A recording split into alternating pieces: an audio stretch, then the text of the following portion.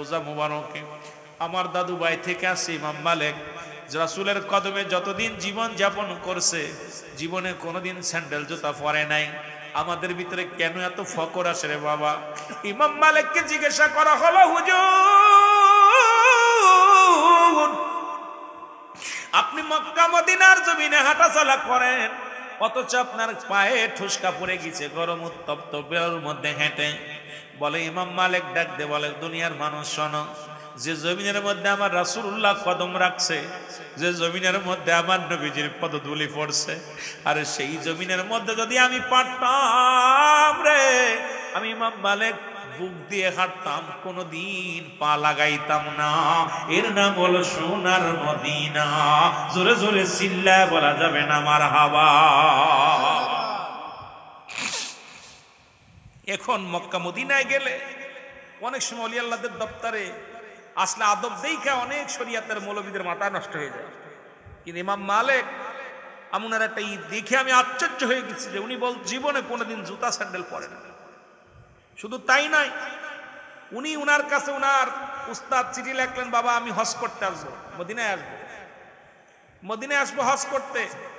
এই বছর যান নাই, উনার জন্য সুন্দর কামরা সাজাইছে, কামরা সাজায় রাখছে, হুজুর আসবে এই বছর হজ করবে মক্কা মদিনায়, আপনার এই 40 দিন 42 দিন যাই লাগে হজ করে আসতে, আপনার আসবে দেখবে। বড় স্বপ্ন আমার উস্তাদ আসবে, উস্তাদ আসবে। উনি কি করলেন? ওই বছর গেলেন না। দ্বিতীয়বার বলে আবার চিঠি লেখলেন, আমি আসতেছি। চিঠি পায় আবার খুশি কামরা রাখছে। বলে হুজুর আপনি আসলেন না কেন? বলে আমি ট্রেনিং করতেছিলাম, 1 বছর প্রশিক্ষণ নিলাম যে রাসূলুল্লাহ রওজা পাকে যতদিন থাকবো আমি প্রস্রাব পায়খানা মক্কা মদিনায় করব না। সুবহানাল্লাহ বলেন না। এরে আলেমরা শোন, নবীর জন্য কেন সুন্নিরা পাগল? যদি জানতা তুমিও পাগল হইতা। উনি বললেন আমি প্রশিক্ষণ নিছি যে মক্কা মদিনার জমিনে পায়খানা করব না, যে জমিনের মধ্যে আমার রাসূল শুয়ে আছে, যে জমিনের মধ্যে আমার রাসূলুল্লাহ শুয়ে আছে, সেই জমিনের মধ্যে আমি প্রস্রাব পায়খানা করব না। এখন অনেক নয়া হাজি মদিনা থেকে ঘুরে এসে ওলি আল্লাহদের নিয়ে কটূক্তি করে যে ওলি আল্লাহদের দপ্তরে গেলে এটা করা লাগে, ওটা করা লাগে, এটা সম্মান করা লাগে। কারণটা কি? আসলে এই তাসাউফের জ্ঞান না থাকার কারণে অনেক পণ্ডিতগিরি কইরা আপনার তারা পড়তে পড়তে অনেকেই এমন গাছাগাছ হয়ে লাগিছে, পাগল হয়ে গেছে। এই জন্য বাবার অনেক কথা কেমনে যে বলি আর কেমনে যে বলবো এইটাই ভাবে কুল পাই না। আমার ভাইরা, আমার বন্ধুরা, আমার রাসূলুল্লাহ বললেন তোমার নাম কি? বলে হুজুর আমার নাম উজ্জাব। বলে তোমার খালি গায়ে কেন? বলে হুজুর আপনাকে ভালোবাসার জন্যে, আমার মওলাকে ভালোবাসার জন্যে। শুধু কাপড় নয়, আমি দুনিয়ার বুকে খানা বন্ধ হয়ে গেছিল, দুনিয়ার বুকে যতটুকু সম্পদ পেয়েছিলাম আমার চাচা আমাকে দেয় নাই, এটা ভোগ করে নিছে। এমনকি আপনাকে ভালোবাসার অপরাধে আমার পণ্যের কাপড়টা পর্যন্ত ছেড়ে আসা লাগছে। ইয়া রাসূলুল্লাহ, ইয়া হাবিবাল্লাহ, নবী গো আপনার পাক কদমে আমার একটু জায়গা করে দেন। জোরে জোরে চিল্লায়া বলা যাবে না মারহাবা। ইয়া রাসূলুল্লাহ, ইয়া হাবিবাল্লাহ, নবী গো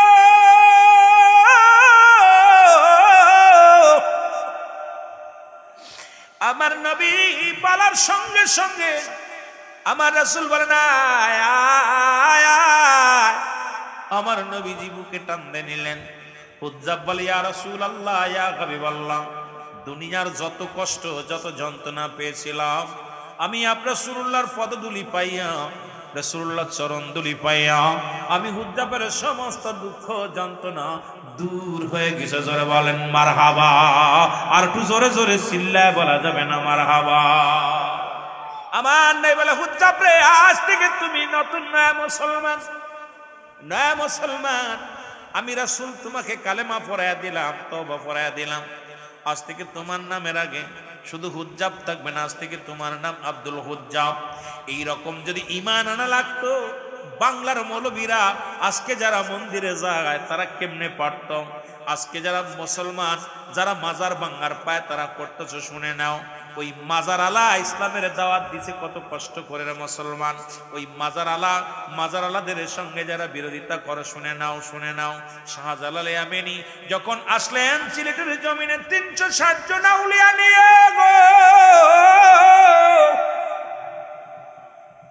গোরগোবিন্দ নিষিদ্ধ করে দিলেন। কোন দাড়িওয়ালা টুপিওয়ালা এই বাংলার জমিনে ঢুকতে পারবে না। কোন দাড়িওয়ালা দেখলে তাকে কতল করা হবে, কোন টুপিওয়ালা দেখলে তারে কতল করা হবে। আজকে সেই দাড়ি টুপি লাগাইয়া সে ওলি আল্লাহদের মাজারের সঙ্গে দুশ্মনী করো। নৌপথ বন্ধ, বিমান পথ বন্ধ, স্থলপথ বন্ধ, সব বন্ধ করে দিলেন। গাড়ি ঘোড়া সব হরতাল করে দিলেন, যেন কোনো দাড়িওয়ালা টুপিওয়ালা আসতে পারে না। 360 জন আউলিয়া নিয়ে ও যুবক ব্রাহ্মণবাড়িয়া বিবাড়িয়ার যুবকেরা শোনো, ওলি আল্লাহদের প্রেমে আমরা কেন পাগল হইলাম তোমরাও জানলে তোমরাও পাগল হবা। এবার শাহজালাল ইয়ামানি সুরমা নদীর কিনারায় আসলো। শাহজালাল ইয়ামানি যখন এই কিনারে আসিয়া বসে আছেন, রব্বে কারিম ইলহামের মাধ্যমে জানায়া দেয়, শাহজালাল রে তোর ইয়ামেন থেকে পাঠাইছি বাংলার জমিনে কালেমার দাওয়াত দেওয়ার জন্য।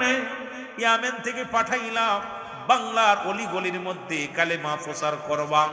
আজকে ওখানে বসে থাকার জন্য নয়, জলদি করে পার হয়ে যাও। আল্লাহ রাব্বুল আলামিন আমি পার হব কেমনে? আমার তো নদী নেই, নদী পার হওয়ার আমার যোগ্যতা নাই, আমার ভিতরে কোনো নৌকা, আমার কাছে কোনো নৌকা নাই, আমার কাছে কোনো মাঝি নাই, আমার কাছে পার হওয়ার কিছু নাই। রব্বে কারিম ইলহামের মাধ্যমে জানায়া দেয়, শাহজালাল টেনশন করো না, তুমি যায় নামাজ বিছায়া দাও। যায় নামাজ বিছায়া 2 রাকাত নামাজ পড়লেন। 360 জন আউলিয়া নামাজ, তোমার আগেই বললাম ওলি আল্লাহ হাক্কানি ওলি আল্লাহ যারা, এরাও নামাজের পাগল ছিল। আমার বাবারা আমার শুনে নাও, যে সমস্ত পীর সাহেবের নামাজ পড়ে না, পানির উপর দিয়ে ভেসে যায়, ওটা ভণ্ড। নামাজ পড়ে না, মুসলমান বাতাসের সঙ্গে উড়ে যায়, এরা ভণ্ড। কারণ এটা আমাদের বুঝতে হবে, ওই অনেক ভণ্ডর আছে তারা কেরামতি দেখায় রে বাবা। ওটা দেখার কারণে অনেকেই দেখিয়া পাগল বানাইছে। এইগুলো থেকে সাবধান হয়ে যাবেন। যার ভিতরে শরিয়াত নাই, শরিয়াত ছেড়ে দিলে কাফের। আবার কাফের আবার কিসের আবার মুসলমান, ইবাদত কিসের বন্দেগী। সুতরাং নিজেই তো অস্বীকারী রব্বে কারিমের জোরে জোরে চিল্লায় বলেন ঠিক কিনা? এ মুসলমান গভীর মনোযোগ। শাহজালাল ইয়ামানি 2 রাকাত নামাজ আদায় করছে রে। 360 জন আউলিয়া 2 রাকাত করে নামাজ আদায় করিয়া নদীর মধ্যে, পানির মধ্যে, সুরমা নদীর মধ্যে নিজের ওই যায় নামাজখানা ছেড়ে দিছে। একজন নয়, দুজন নয়, 360 জন আউলিয়া পার হয়ে গেছে। আজকে যারা মাজার ভাঙ্গ, জেলখানায় গেলে জেলের 4 ইঞ্চি ওয়ালটা মাইতে পারো না, রাগ করবা না বাবা। আমার দেশের কত বক্তা জেলখানা তাইসা কত লিকসার মারে। তা আমি তাদেরকে বলি, শাহজালাল ইয়ামানি তো যায় নামাজে ভর করে। যাদের তুমি মাজার ভাঙতে চাও তারা যায় নামাজে পার হয়েছিল, আর তুমি জেলখানার 4 ইঞ্চি ওয়াল ডামাইতে পারো না। 2 বছর 3 বছর জেলখানায় থাকিয়া বড় বড় ওয়াজ করো। তোমার এই ক্ষমতা তোমার নাই, আবার তোমরা আল্লাহর ওলিদের সঙ্গে দুশমনি করো। শাহজালাল ইয়ামানি তাকবীর দিছে, তো মুসলমান গোরগোবিন্দর দালান খসে গেছে। শাহজালাল ইয়ামানি আযান দিছে, মুসলমান গোরগোবিন্দের প্রসাদ ভেঙে গেছে। আর তোমরা যতই ফালাফালি করো, তোমরা কিছুই করতে পারো না। আর জেলখানা থেকে বাইর হয়ে আসিয়া আজকে ওলিদের বিরোধিতা করো, বড় দুঃখ লাগে। জোরে জোরে বলেন ঠিক কিনা? আওয়াজে জোর হই নাই, তার মানে মনে হয় এর ভিতরে ইমান চোর কিছু লোক আছে। আমি মিথ্যা বললে বলবেন হুজুর আপনি মিথ্যা বলতেছেন। আরে শাহজালাল ইয়ামানি সুরমা নদী পার হয়েছিল যাই নামাজে ভর করে, আর আমি তুমি বছরকে বছর জেলখানায় থাকলাম। এতই যদি তোমার কেরামতি পারো, ওলিদের মতো তুমি ফুদে জেলখানা উড়াই দাও, ঠিক কিনা? কথা কয় না কেন? এতই যদি তোমার পার থাকে, এতই যদি তৌহিদি জনতা হও, বিনা অপরাধে জেল খাটতেছো বলতেছো, তাহলে তোমরা যখন আল্লাহর কাছে দরখাস্ত করবা, জেলখানার দালানগুলো এমনি ওই ইট পাটকেল সব ঝরে যাবে, কারণ তোমাদের ফরিয়াদ শুনবে। কিন্তু আল্লাহর ওলিগণ এই দুনিয়ার মধ্যে এমন মাহবুব বান্দা ছিলেন, তারা যখন যেটা বলেছে তখন রব্বে কারিম তার কথা শুনেছে। জোরে বলেন ঠিক কিনা? দিল্লির আল্লাহর ওলি হারে বারস রহমাতুল্লাহ আলাইহি উনি মসজিদে ধাক্কা মারছে এইভাবে, ও মৌলবীরা হন, মসজিদে ধাক্কা দিয়ে বলছে, মসজিদ তুমিও আল্লাহর আমিও আল্লাহর। কি বলতেছে? আল্লাহর ওলি হারে বারস রহমাতুল্লাহ আলাইহি উনি দিল্লির জঙ্গলে বাস করত। উনি বলতেছে দিল্লির যে মসজিদটা বাদশা শাহজাহান বানাইছে, এই মসজিদের মেম্বার কেবলা নির্ণয় ছিল না, একটু বেকা ছিল।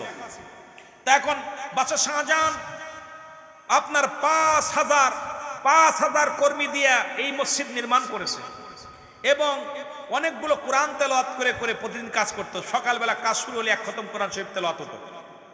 এত সুন্দরভাবে মসজিদ বানালো।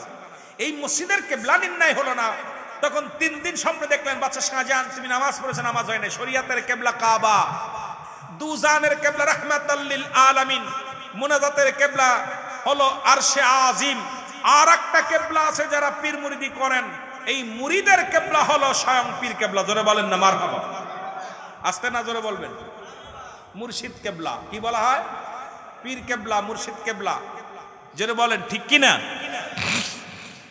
এই আল্লাহর ওলি হারে বারসা এই দিল্লির জঙ্গল থেকে ওনাকে ধরে আনা হলো। উনি বলল আমার একটা আশা আছে, আমি মসজিদের মেম্বারের পাশে ঘুমাবো। আমার দুনিয়ায় কোনো শখ নাই, কারণ ঘর দরজা সব ছেড়ে দিছি, বাড়ি নাই, ছেলে মেয়ে নাই, পরিবার পরিজন নাই। যদিও শরিয়াত রক্ষার্থে বিয়ে করা লাগে, করছি, কিন্তু আপনার হাকিকতে ওলি আল্লাহদের কোনো সন্তানাদি থাকে না। অনেক এই ওয়াজগুলো করলে আবার অনেকের গায়ে লাগবে, কারণ তারা তো দুনিয়ার মুখাফিক্কি হতে পারে না, কিন্তু শরিয়াত রক্ষাতে এগুলো দরকার। কথা বোঝেননি? শরিয়াত ছেড়ে দিলে আপনারা কইবেন বাজো হাত পুরো কত কথা বলবেন।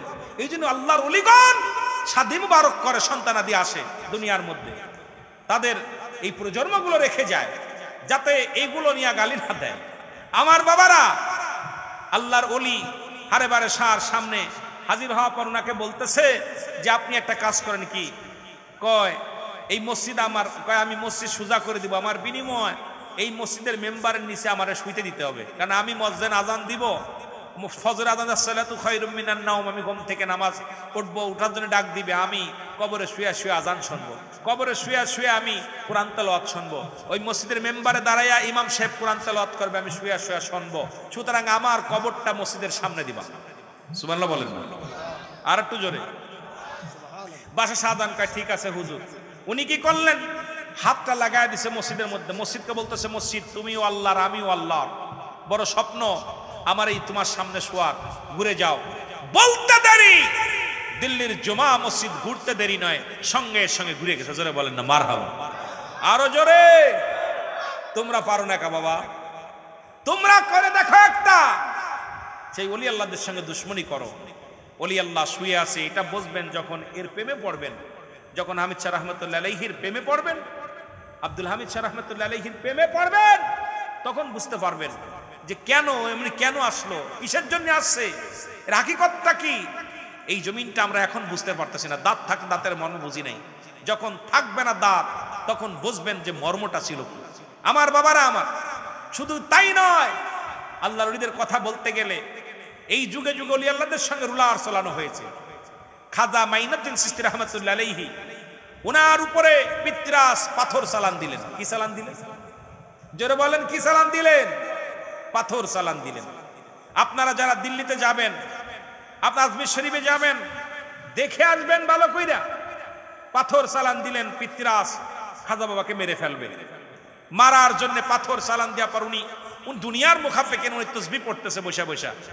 এমন সময় মাথার উপর দিয়ে একটা শব্দ আসছে, খালি ভন ভন করে ঘুরতেছে, বিশাল বড় কয়েক টন ওজন পাথর।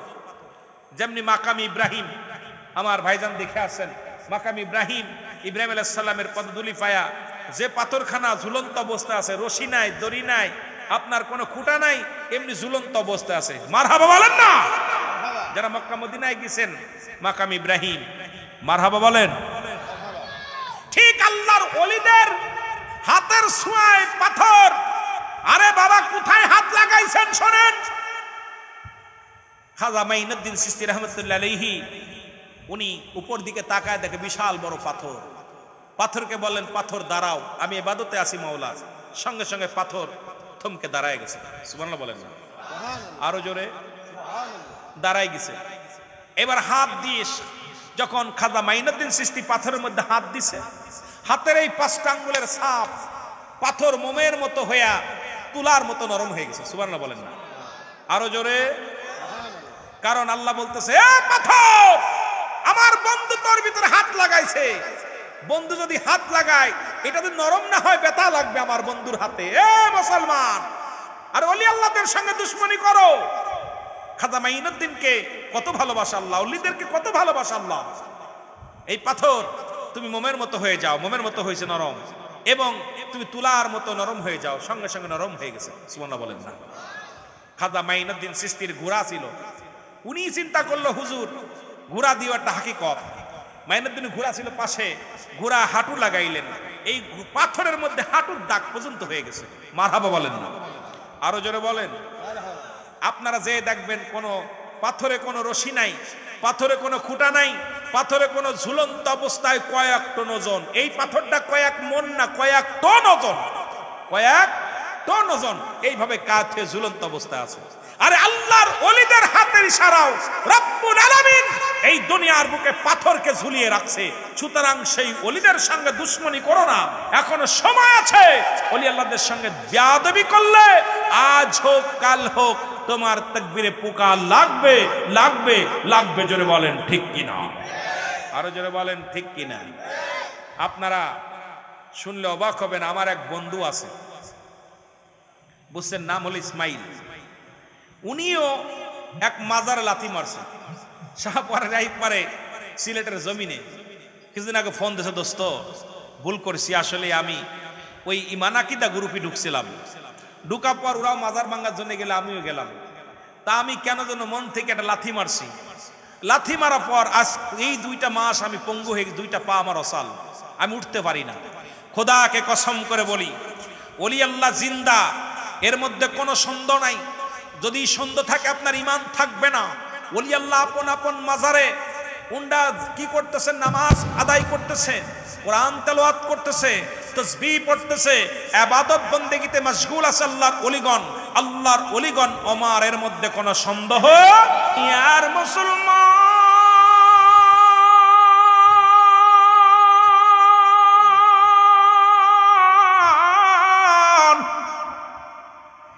নবীদের কাছে আচুহি, ওলিদের কাছে সেলহাম গো।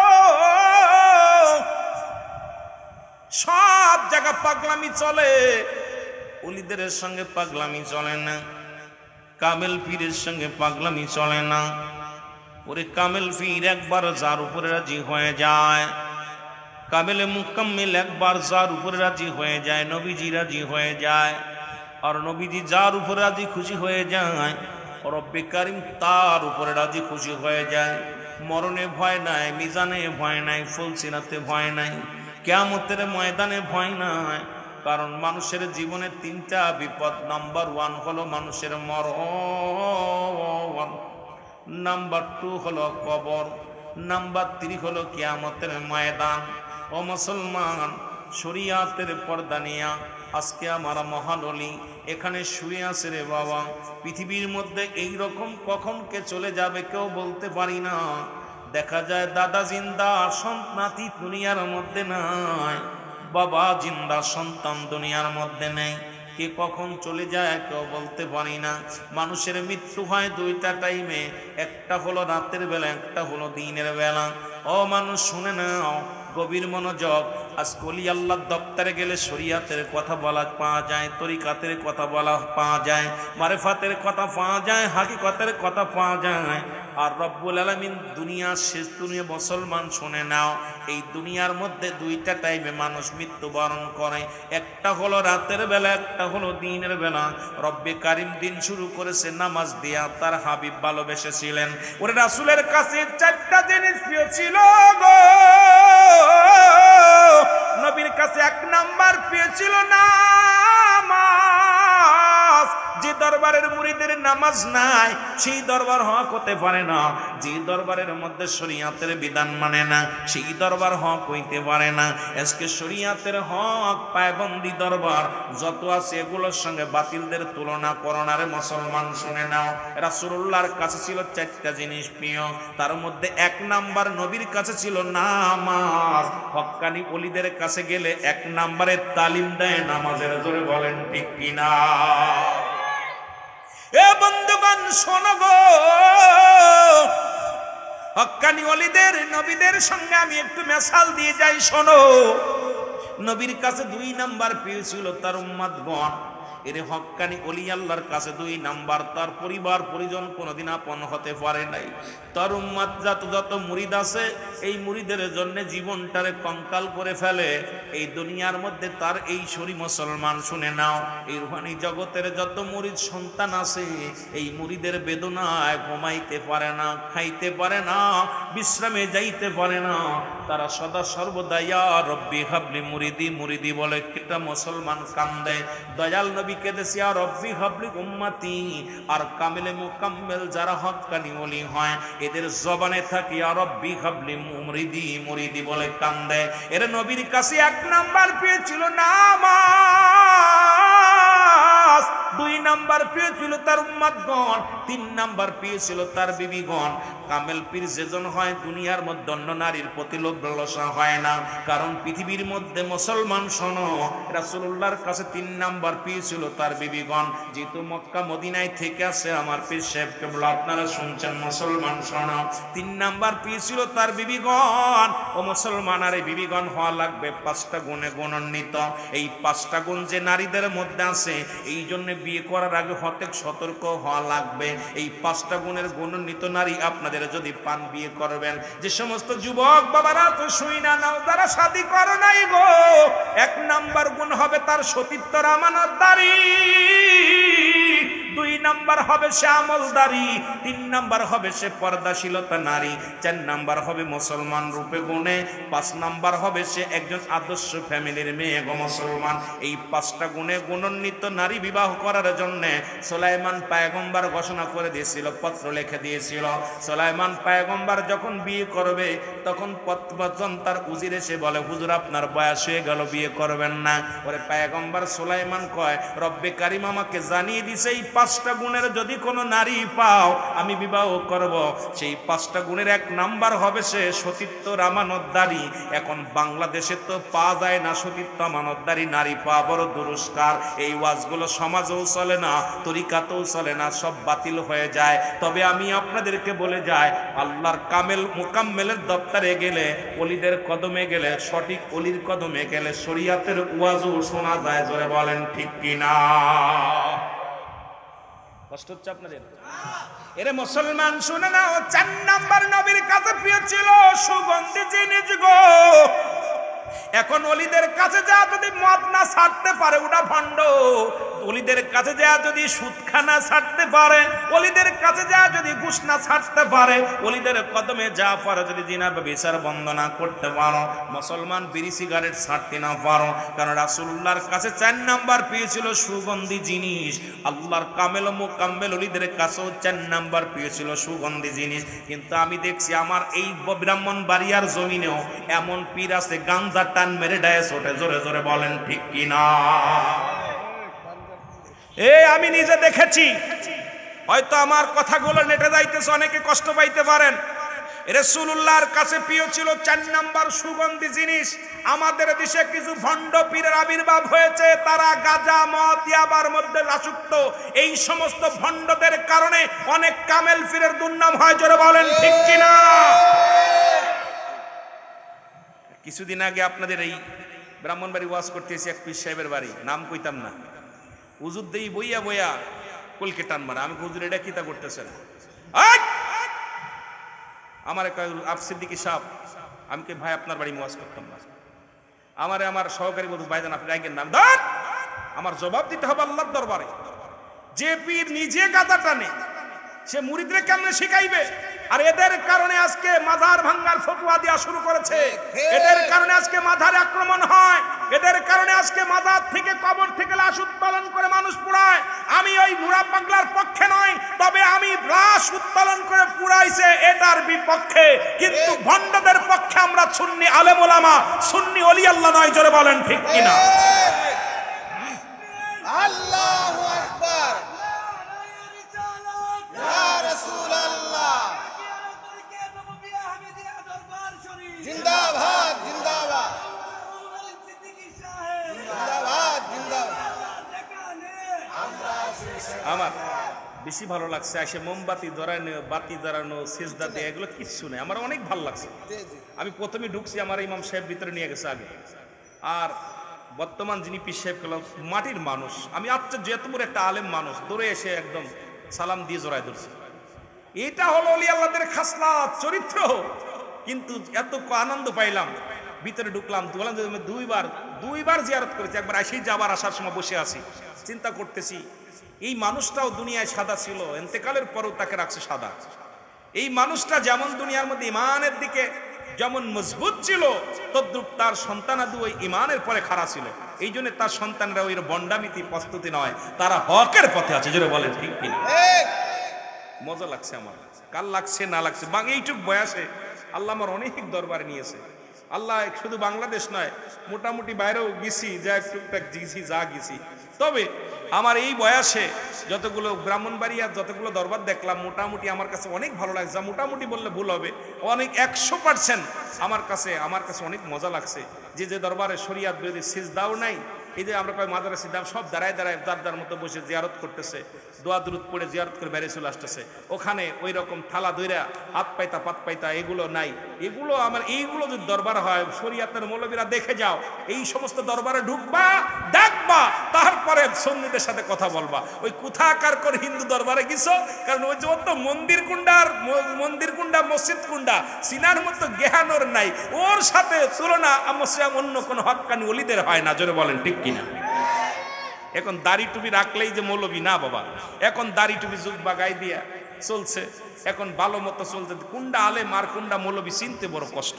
এখন প্রত্যেকেই মনে করছে ওইটা আলেম, দাড়ি রাখছে আলেম, টুপি মাথা দিচ্ছে ওইটা বড় মৌলবী, ওইটা বড় আলেম, ওইটা পাগড়ি বাঁধছে ওইটা বড় আলেম। এই যে আমাদের যাচাই করতে বড়, এই জন্য অ্যারিস্টটল, সক্রেটিস উনি লেখাপড়া করবার বই লেখাপড়া বলছেন, ন দাইসাল, নিজেকে নিজে চিনতে হবে, মানারাফান নফস, নিজের নফসকে চিনতে হবে, কলব সালিম, আত্মাটাকে প্রসিদ্ধ করতে হবে। লালনের একটা উদাহরণ আমার মনে পড়ে গেল। লালন বলছে, আপনাকে চিনতে পারলে যাবে অচিনারে চিনা, নিজকে যদি চিনতে পারো অন্যকে চিনা যাবে। তুমি অন্যরে চিনা নিয়ে ব্যস্ত হও না, নিজের চেনো। এই জন্যই বলে, ও শরিয়াতের মৌলবীরা, নিজকে চেনো, তোমার চোখের সামনে শরিয়াত তরিকাত সব ধরা পড়ে যাবে, কোনটা বাতিল কোনটা হক। এটা বুঝতে হলে তোমাকে দিল দরিয়ার মধ্যে ডুবতে হবে, এই কামেল মুকাম্মেলের কদমে আসতে হবে, ঘুরতে হবে, তারপরে তুমি সত্য মিথ্যা পার্থক্য করতে পারবা। জোরে বলেন ঠিক কিনা? একটু মহব্বতের সঙ্গে দুরূদ শরীফ পড়েন। আল্লাহুম্মা চা দেন ভাই, একটু চা দেন। ওয়ালা আলি সাইয়্যিদিনা, যে যাহারে ভালোবাসে তার ভালোবাসা ফুরায় না। বলেন, যে যাহারে ভালোবাসে তার ভালোবাসা ফুরায় না। তোমার মুর্শিদ যারে ভালোবাসে, পীরে যারে ভালোবাসে, তার কবু নাই তুলনা। বলো, যে যাহারে, ভাই জোরে জোরে বলেন না যারা পীর মুরিদি করেন, ওরে যে যাহারে ভালোবাসে তার ভালোবাসা। আমার আল্লাহ যাকে ভালোবাসে, আল্লাহ যাকে ভালোবাসে, তার কবু নাই তুলনা। যে যাহারে ভালোবাসে তার ভালোবাসা এ দুনিয়ার মুসলমান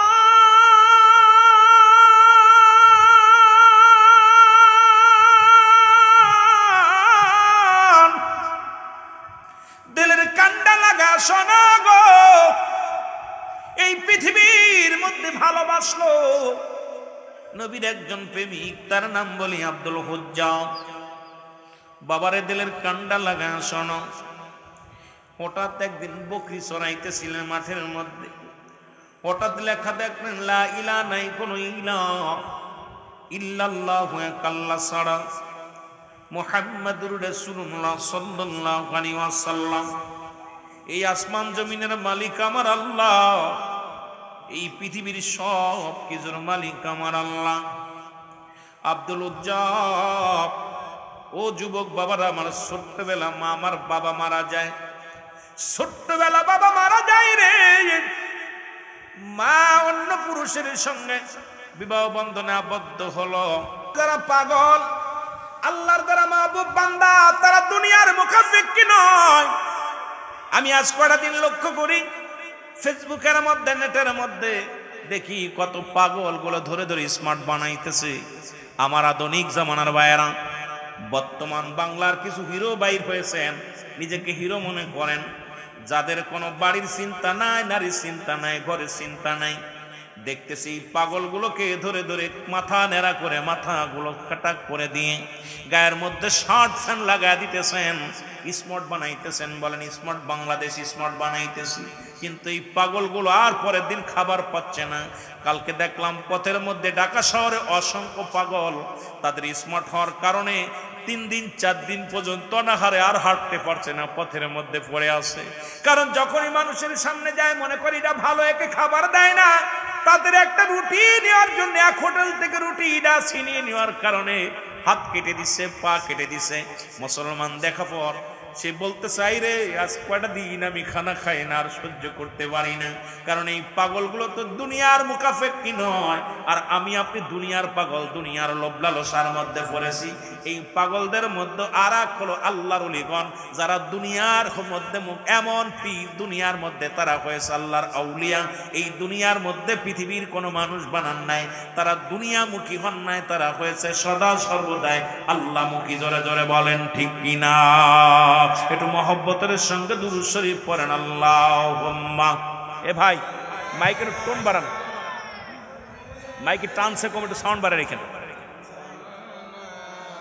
ওয়ালা আলি সাইয়্যিদিনা, আরো জোরে বলেন আল্লাহুম্মা।